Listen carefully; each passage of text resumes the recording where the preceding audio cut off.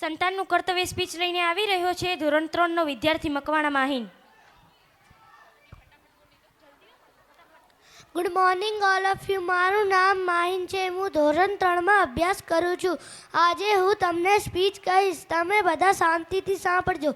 સંતાનોને જીતવા નહીં જીવન જીવતા શીખવાડીએ. ચલો મારા વડીલો, આજે હું તમને કહીશ કે મા બાપ કેવી રીતે મોટિવેશન પૂરું પાડે છે.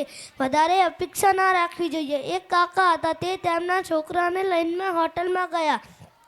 તે કાકાનો હાથ ફૂલદાની પર પડી ગયો અને ફૂલદાની પડી ગઈ અને તૂટી ગઈ. તે કાકા મેનેજર પાસે જઈને પૂછવા લાગ્યા કે આની કિંમત કેટલી. મેનેજર કહે, તમને કોઈએ જોયા હતા?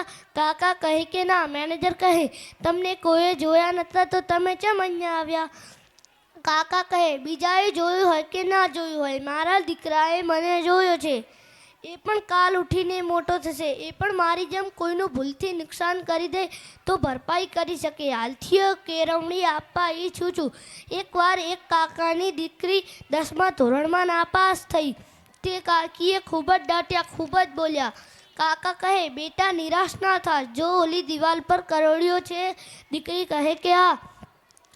કાકા કહે, એ કરોડિયો જાડા બનાવતા બનાવતી વખત કેટલી વખત પડી જાય છે, તો પણ હી હાર નથી માનતો. તું પણ હાર ના માનીશ.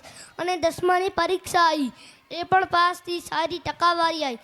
જો બધા માતા પિતા પોતાના બાળકોને હિંમત આપે તો બાળક મરવાનું નહીં, પરંતુ કોશિશ કરીને સફળ થવાનું વિચારશે. તમે બધા પણ આજથી નિર્ણય લો કે બાળકની સફળતામાં તમારો હાથ છે, બાળકની નિષ્ફળતામાં તમારી હિંમત છે. બાળકોનું અપમાન ના કરો, બાળકને ટોર્ચર ના કરો. ટોર્ચરના ભારની લીધે બાળક મરી જાય છે, અવળું પગલું ઉઠાવે છે. એટલે ફિલિપે કીધું છે કે સારો માણસ થા, એ તારી મોટી ગિફ્ટ છે. સાચી સમજ આપો. Thank you. ખૂબ જ સરસ.